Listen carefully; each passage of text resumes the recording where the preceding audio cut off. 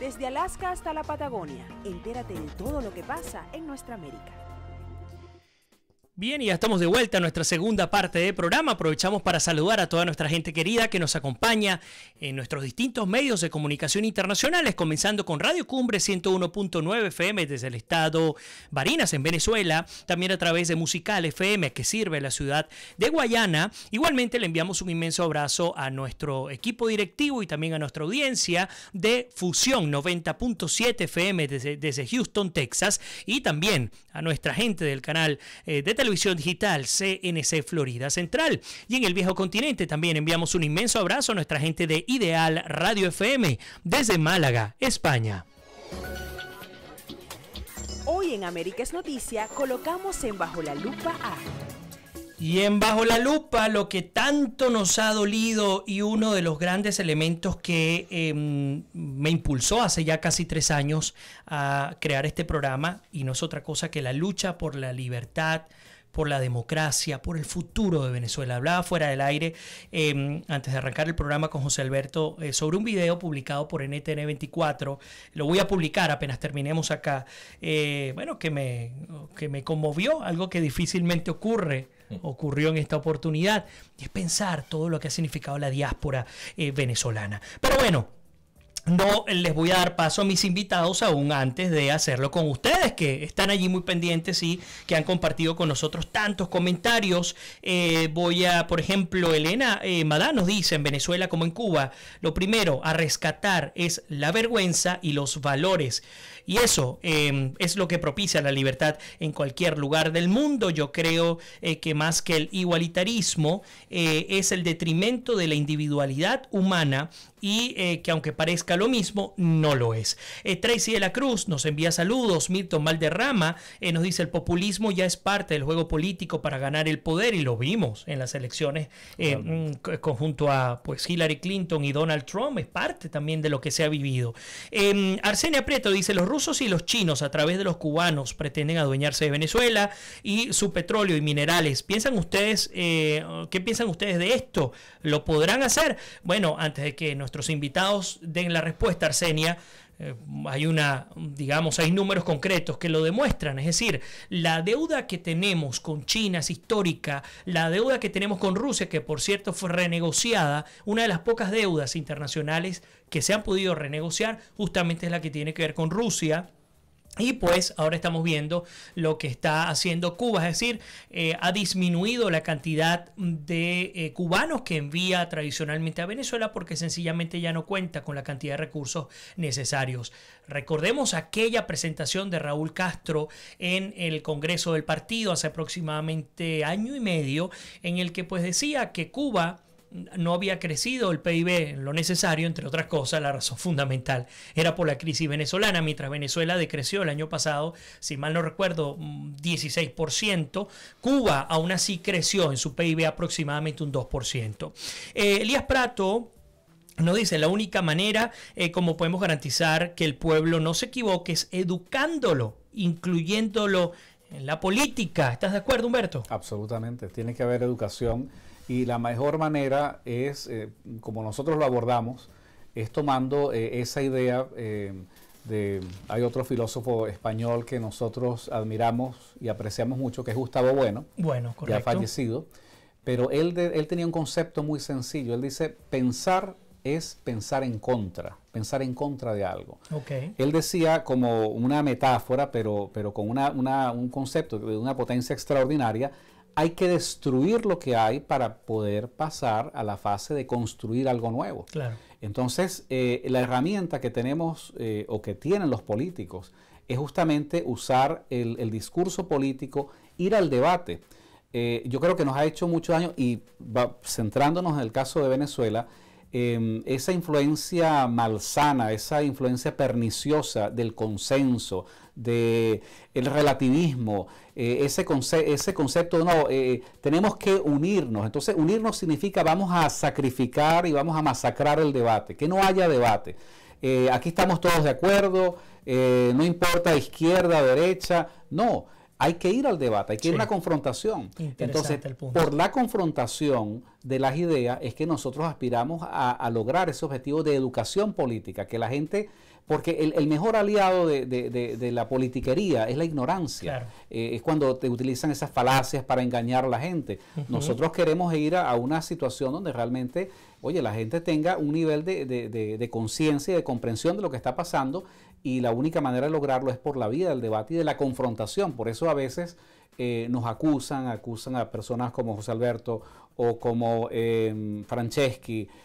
Nos acusan de ser, oye, ustedes son demasiado rudos en el debate, ustedes dicen las cosas de una manera, tú sabes, como que no políticamente incorrecta, para decir una palabra, pero en realidad es que las cosas hay que decirlas. Entonces ese discurso de todo adornado, adornando las mentiras, sí, eso no es lo que ayuda. La educación política es fundamental para poder lograr esa república nueva que queremos. Ahora, pero pensando, como dices, ¿no? Enfocándonos en el tema venezolano, pienso en la dictadura venezolana, y obviamente ante un modelo dictatorial tú no puedes competir, tú no puedes accionar, tú no puedes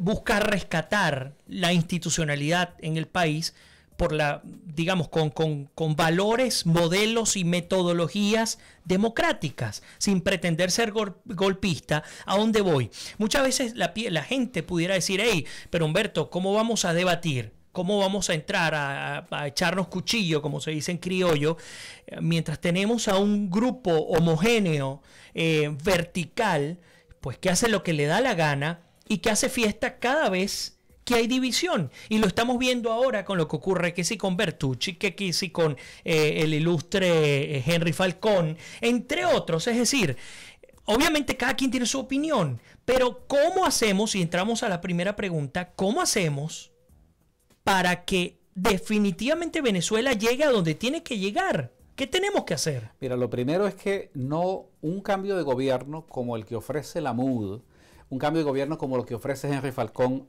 es inviable. Eso no va a resolver el problema. ¿Por qué no resuelve el problema?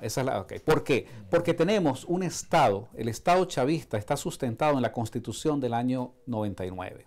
Esa es una constitución que es una camisa de fuerza para cualquier intento serio de un cambio político en Venezuela. No hay manera, porque todo el enredo que dejó Chávez allí, bueno, hay un consejo moral, hay toda una situación que es una legalidad que les permite a ellos procurarse ventajas, y entonces, bueno, el 80% del país puede estar en contra, pero ellos siguen con un sistema que prácticamente les permite a ellos seguir reeligiéndose hasta el infinito, hasta el momento en que haya una ruptura, que es lo que nosotros estamos planteando. Por eso nosotros decimos, no es posible hablar de ir a unas elecciones. Las elecciones no son una manera, y por eso creemos, nosotros entramos en el debate abriendo fuegos en contra de la MUD y abriendo fuegos en contra del gobierno, porque decimos, mira, esto es una farsa.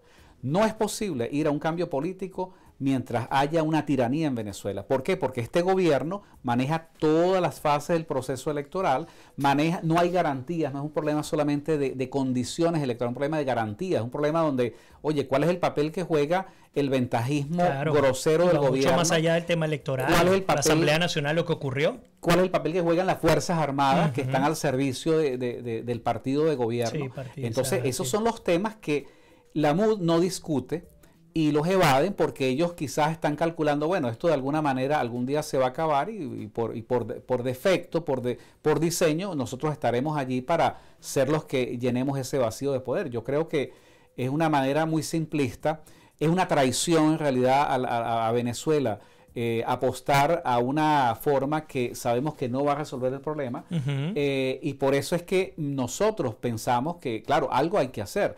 Obviamente nosotros no tenemos las armas, lamentablemente no las tenemos, porque de ser así, pues estaríamos pensando de otra manera, pero lo importante en este momento para nosotros es poder impulsar en una forma masiva la abstención, que es una forma de confrontar no solamente al gobierno y sus elecciones fraudulentas, sino a quienes quieren colaborar. Que tú hablabas de la diferencia entre abstencionista y abstencionario. Me gustaría que lo comentaras. Sí, nosotros decimos, mira, hay una diferencia para nosotros desde nuestra óptica entre el abstencionista y el abstencionario. El abstencionista es la persona que por desinterés con la política decide no participar. Yo no voto porque no me interesa la política, porque me da igual. El abstencionario es una persona que no vota de manera consciente, es una actitud más militante, más comprometida. Es decir, yo no voto porque yo no me voy a prestar para legitimar al sistema y para ser parte de esta farsa electoral, de esta estafa electoral. Uh-huh. Ahora, hablando justamente de ese abstencionismo que obedece a varias razones, en América Latina además es algo histórico, ¿no? José Alberto, ¿qué crees que va a ocurrir este 20 de mayo? ¿Y qué puede hacer el movimiento ciudadano de cara al 20 de mayo? Porque hay una realidad. La realidad es que hay un parapeto electoral montado y que ya sabemos cuál es el resultado. Es decir, ojalá ya hasta nos hubiésemos ahorrado ese dinero, pero seguramente alguien tendrá que comer también, ¿no? Entendiendo cómo se manejan las cosas en el régimen venezolano, en la dictadura venezolana. Entonces, ¿cuál es el escenario que crees que va a ocurrir ese 20?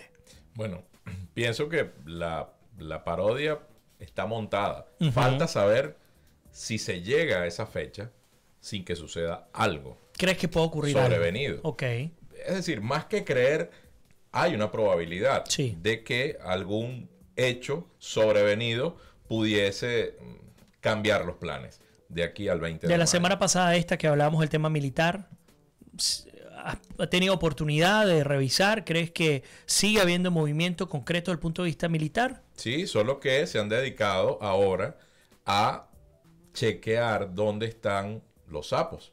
Claro. Porque antes de seguir avanzando, y en uno de mis tweets lo coloqué, ahora la orden de quienes están organizándose dentro de las Fuerzas Armadas, llamándose hueso sano, bueno o no, sí.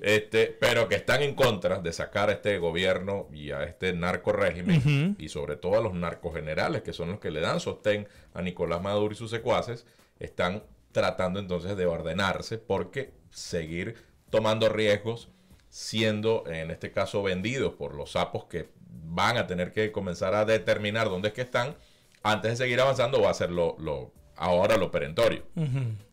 El 20 de mayo no se sabe si va a llegar a realizarse elecciones o no. Yo creo que con eso podemos abrir un debate que nos llevaría horas aquí, pero si nos preguntas qué estamos haciendo nosotros desde el MCRC en Venezuela y fuera de Venezuela, porque somos venezolanos, pero de alguna manera tenemos esta posibilidad de llegarle a la gente, es precisamente de hacer tomar conciencia a cada venezolano que tiene su derecho y la posibilidad legal de hacer el ejercicio del voto, que no lo haga, uh-huh. que se convierta en un abstencionario, es decir, una persona que conscientemente toma como política no ir a votar. Uh-huh. Toma como y tenemos una nueva invitada, ¿qué no tal? Ir a votar, bienvenida. Hola, mi amor. Bienvenida. Okay. Qué bueno.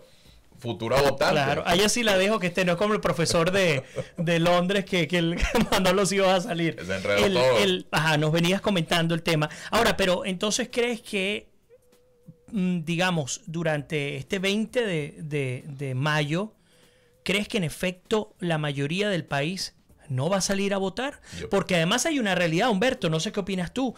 La realidad es que hay se calcula entre el 58 y el 70% de los venezolanos que están amarrados de una manera clientelar. Es un chantaje en función a ¿qué? A las bolsas del CLAP, al carnet de la patria, a cualquier asistencia en términos médicos, de salud.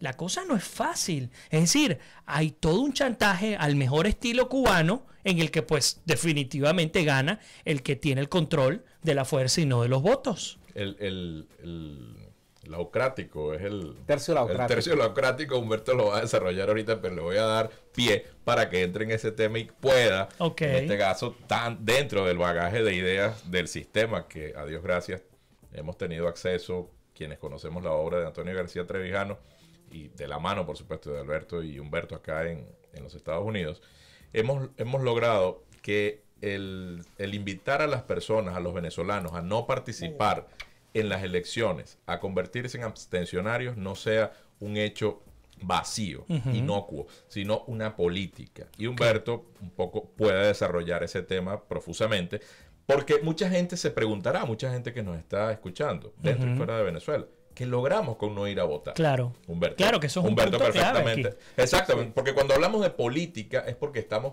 tratando de influir sobre un resultado, uh-huh. sobre un hecho concreto. No es simplemente dejar de votar por dejar de votar. Ahora, ¿en qué se traduce ser mayoritariamente abstencionarios en Venezuela? Humberto. Mira, tenemos el argumento es el siguiente. El argumento es muy sencillo. 19 años votando. Okay. 19 años en elecciones donde hemos ido, hemos atendido el llamado, antes la Coordinadora Democrática, después la Mesa de la Unidad, nos han dicho hay que ir a votar, esta es la oportunidad, y siempre le apostamos a un cambio dentro de la camisa de fuerza del Estado chavista. Sí. Y siempre hubo razones para decir, no, este es el momento, cuando estaba Chávez, ahora con Maduro. La realidad es que la estructura, el sistema está montado sobre una base que es imposible que haya un cambio por la vía electoral. Antes nos costaba mucho explicarlo, porque había el elemento de la ilusión, la esperanza, que, oye, la desesperación que hay es tal que hay gente que dice, bueno, ¿qué vamos a hacer? Algo hay que hacer, aunque sea bueno votar. Pero ya hay muchísima gente en Venezuela que entiende, que de manera objetiva puede ver que la realidad es esa, es una realidad dura, es difícil, porque ¿quién no quiere ir? ¿Cómo no quisiéramos nosotros que ir a resolver nuestras diferencias votando? Claro. Pero es lo único que hemos estado acostumbrados, ¿no? Oye, exacto. Sí. Somos personas civilizadas. Sí. No queremos la barbarie chavista que está llevando al país por la vía de las cavernas, ¿no? Sí. Pero sabemos que eso no va a modificar absolutamente nada. Claro. Nosotros por eso desde el año pasado hemos lanzado una campaña muy activa, muy agresiva para llamar a la abstención. Nosotros pensamos, y no vamos a decir, creemos que esto es, digamos, un mérito, no es un mérito de nuestro movimiento. Nosotros hemos sido los voceros de una tendencia mayoritaria inmensa en la sociedad venezolana de gente que no se ve expresada en los partidos. Claro. Porque es gente que ha venido confiando en los partidos. Y golpe tras golpe, tras golpe. Y ahora vemos como Henry Falcón, claro, Henry Falcón sabe que no va a ganar. Él lo entiende, él es un político, él es un zorro en la política. Ahora, él está apostando a otra cosa, él está apostando es a convertirse en el vocero, en desplazar a la MUD y ser el vocero de eso que quede de la oposición. No, aquí hay que dinamitar al Estado chavista y dinamitar a esa oposición electorera que no garantiza realmente esa ruptura que estamos buscando. Ahora, ¿cuál es el objetivo? ¿Qué es lo que se gana con la abstención?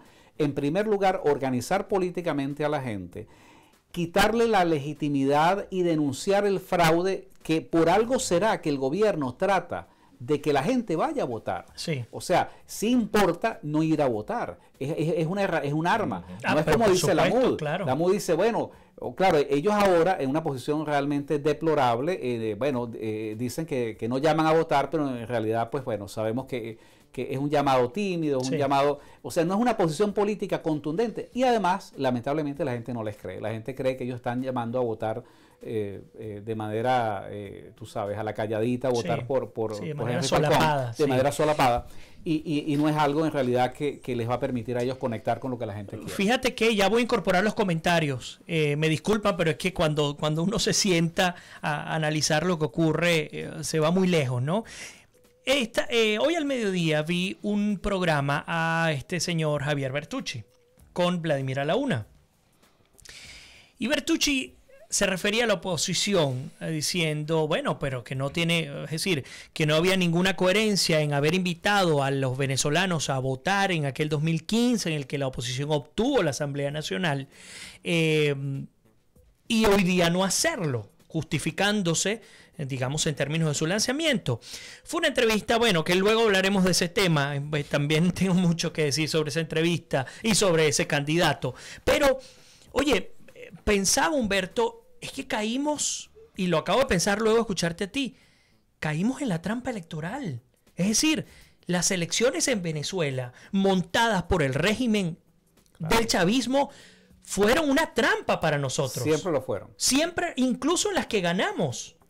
Sí, porque eso permite, o sea, ¿qué ganamos? Esa es la nada. Pregunta. No ganamos nada. La respuesta, absolutamente nada. Entonces, a la MUD hay que responderle, bueno, nunca ganamos nada, porque fíjate que ese triunfo de la Asamblea Nacional, bueno, es un triunfo que se diluye. Por supuesto. Se diluye, en primer lugar, porque el gobierno decide de inmediato, de facto, desconocer la Asamblea Nacional, y en segundo lugar, porque la propia Asamblea Nacional, en manos de los partidos de la MUD, decide no pelear. Decide entregar la lucha. Y del primer presidente que dijo, vamos a doblarnos para no quebrarnos. Bueno, que esa es la expresión de la vergüenza política más atroz. O sea, lo que dijo Henry Ramos Alú representa en realidad una vergüenza, una inmoralidad que, oye, yo creo que cualquier persona que esté en Acción Democrática debería por un acto de sanidad moral, abandonar ese partido. Sí, lo que pasa es que el relativismo se instauró también en la oposición. Eso de doblarse para no partirse, sí, es simplemente eso, es el oportunismo político hecho filosofía en la boca de Ramos Aló. Tal cual, tal cual.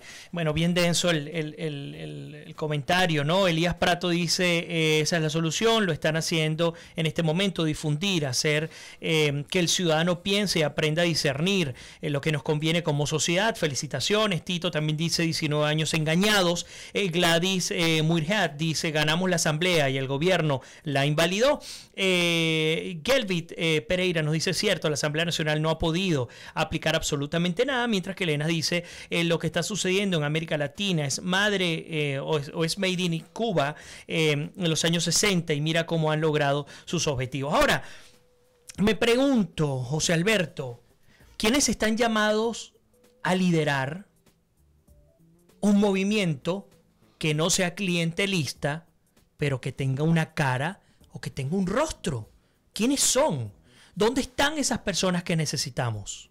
Lo que dijo Humberto cuando estábamos hablando de los padres fundadores de esta nación, responde a esa pregunta. No se trata de las personas, se trata del sistema, de las reglas de juego que tú crees. Porque es que el ser humano per se tendrá siempre la tentación, cuando ocupe el poder, de alguna manera de excederse en el ejercicio del poder, para el beneficio ya sea de sus seguidores, para su beneficio personal o para otra cantidad de actividades que están reñidas con el deber ser, con las conductas esperadas.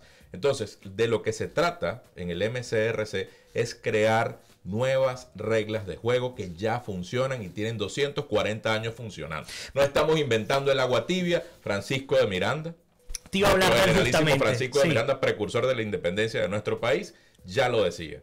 Él era amigo de los padres fundadores de esta nación y compartían incluso ese tipo de ideales referidos a la separación de poderes. Incluso estaba escuchando más temprano uno de estos programas de García Trevijano, en los que él hablaba de que los padres fundadores no sabían lo que estaban creando en ese momento. Y solamente Hamilton, creo, que una señora le pregunta en la calle, mire, ¿qué es lo que ustedes están haciendo allí reunidos en esa casa donde se reunieron para llevar adelante esa iniciativa? Bueno, estamos tratando de llevar adelante un sistema que nos permita la convivencia ciudadana con el ejercicio del poder, en fin. Pero concretamente le dice, estamos tratando de hacer un sistema de libertades representativo. Y es allí donde nosotros queremos poner el acento. Una democracia, para preciarse como tal de democracia, debe tener dos factores fundamentales: representatividad y separación de poderes. Y yo quisiera que en este sentido, si tú me permites hacer la entrevista también con Humberto pueda dar una visión muy puntual de estas dos ideas, de este sistema como tal, en el que nosotros nos anclamos para proponerle a los venezolanos dentro y fuera del país que venezolanos con talento es lo que nos sobra a nosotros. Claro, pero dentro y fuera del país, pero carecemos de reglas de juego claras en las que los chavistas que quieran el día de mañana hacer política en el país sepan atenerse a esas nuevas reglas de juego. Y que los que no somos chavistas y queremos participar de la lucha por el poder, que no es otra cosa que la política, también sepamos a qué atenernos y podamos entonces saber que estamos con un árbitro que nos va a permitir en igualdad de condiciones, y no porque yo tenga más real que el otro, tener más opciones de ser presidente de la República, ¿no? O candidato a concejal en un sector cualquiera de nuestro país. Entonces, un poco, yo no sé si me permiten. Sí, no, por Dios, claro que sí, pero te hago una precisión o una pregunta. ¿Dónde terminó su vida Miranda? En la carraca, preso, en el ostracismo. Miranda tuvo un reconocimiento increíble internacionalmente. Por favor. Pero, hey, ¿cómo no pensar que este movimiento termine como Miranda? ¿Cómo hacer que ese movimiento tenga la pegada que tuvo Miranda en el exterior y no en Venezuela? Porque hay que ver las cosas desde ese punto de vista. No necesariamente el que porta la verdad logra llevarla a su destino. Te lo respondo rápido, Vladimir. Nosotros somos hombres de causas y no de cosas. Muy bien. Si se nos va la vida por nuestras ideas y por nuestras causas, las dejaremos allí y algún día alguien las va a tomar, y estamos completamente seguros que liberarán a Venezuela, si no es que somos nosotros dentro de algún tiempo que quizás no sea muy lejano. A Humberto, bueno, yo exactamente le comentaba eso y no sé si lo recuerdas todavía, para desarrollarlo. Por Dios, claro brevemente. que sí. Claro, mira, la tesis es parte de la distinción entre lo que es la democracia formal y la democracia material. Okay. La democracia formal es de reglas de juego, las reglas de juego político para tomar el poder. La democracia material tiene que ver con el contenido, entonces viene el acento en lo social, en lo económico, y tiene que ver con lo ideológico. La tesis que nosotros proponemos es que en un cambio necesario en la Constitución de Venezuela, en lugar de tener una constitución como la que tenemos ahora, que es un catálogo de promesas incumplidas, donde se hacer una constitución, por ejemplo, no es un plan de la patria. Nuestra tesis es que la constitución debe concentrarse en desarrollar el concepto de democracia formal, reglas de juego político, más nada. ¿Por qué? Y en Venezuela, quienes hemos sufrido este proceso, lo podemos entender. Hemos tenido, cada vez que ocurre un proceso de cambio político, hay que cambiar la constitución. Ahora, eso degenera en mayor inestabilidad del sistema político. Claro. Entonces, bueno, Chávez gana, hay que cambiar la constitución. Ahora que salgamos del chavismo, habrá que cambiarla. Ahora, si nosotros no modificamos lo que es el concepto de lo que se entiende por una constitución, bueno, dentro de 20, 30, 40 años volveremos a repetir la historia, claro, porque vamos a ir a lo mismo. Lo que se plantea es que sacar la ideología o las ideologías de la constitución, concentrar una constitución que defina con claridad, con transparencia, la separación de poderes, la representatividad, las reglas del juego político, y que luego, de acuerdo a si la sociedad, que se puede mover un poco a la izquierda, un poco a la derecha, bueno, entonces mediante leyes, esa sociedad que se ve representada en un poder legislativo, bueno, comenzará a desarrollar políticas que en algunos casos favorecerán ideas de izquierda, en otros casos favorecerán ideas de derecha, pero eso no significa la ruptura o el colapso del sistema político. O sea, ¿qué es lo importante? Por ejemplo, lo que pasa en Estados Unidos. En Estados Unidos, claro, hay un sistema que permite, en cierto modo, uno ve que hay movimientos hacia la izquierda, hacia la derecha, pero el país se mantiene, hay una estabilidad que es derivada justamente de la claridad y la transparencia de las reglas de juego político. Claro. Y donde comienza todo, a propósito de lo que dice Humberto, es en el proceso de elección. En el proceso de elección de esos constituyentistas, porque si sigue siendo el criterio de la cúpula partidista, claro, la que del estado de son los partido, potenciales constituyentistas, claro, no estamos haciendo nada. Entonces tenemos que partir de rehacer de raíz todo el edificio institucional del país, pero partiendo por sobre todas las cosas de la forma como se eligen los constituyentistas, porque la camisa de fuerza a la que estamos nosotros sujetos es precisamente producto del Quino Chávez del año 99, pero es que la gente lo olvida. Y otra cosa que yo quería preguntarle a Humberto, y con esto no sé si ya tenemos tiempo o no para continuar, es la siguiente. La pasada semana conversábamos, Vladimir y mi persona, acerca de el régimen como tal. Y yo trataba de comentarle a Vladimir y a sus oyentes, a nuestros oyentes, que el régimen va más allá del solo gobierno de Maduro. El régimen es también quienes lo sostienen. Y un poco eso, yo no sé si Humberto quisiera o ratificarme o invalidar su opinión, así es. Claro, nosotros decimos, el régimen en realidad pues es todo lo que son las estructuras del Estado, ¿no?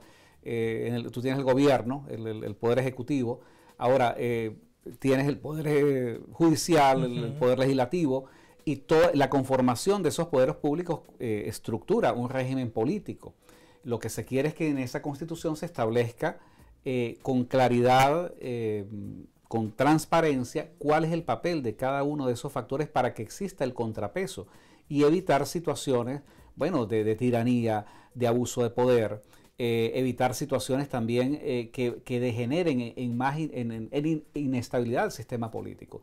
Esa es un poco la separación de poderes y no de funciones. Así es, José Alberto, Humberto, nos toca despedir en nuestras emisoras. Les voy a robar unos minutos más para compartir a través de nuestras redes sociales. Gracias por haber estado allí. Humberto, ¿te tendremos de nuevo en Américas Noticias? Por supuesto, será un placer volver. Qué bueno, encantadísimos. Ustedes que nos están acompañando a través de nuestras emisoras en Venezuela, en los Estados Unidos y en Europa. Gracias por estar allí. Los que quieran escuchar, o mejor dicho, ver el resto de esta entrevista fuera ya de nuestros medios tradicionales, pueden hacerlo visitando nuestro canal de YouTube o también nuestra transmisión a través del Facebook Live, ubicándome con mi nombre, Vladimir Quislinger. A ustedes gracias por habernos acompañado y como siempre les digo, que Dios les bendiga, se les quiere, se me cuidan y nos despedimos. Será hasta mañana.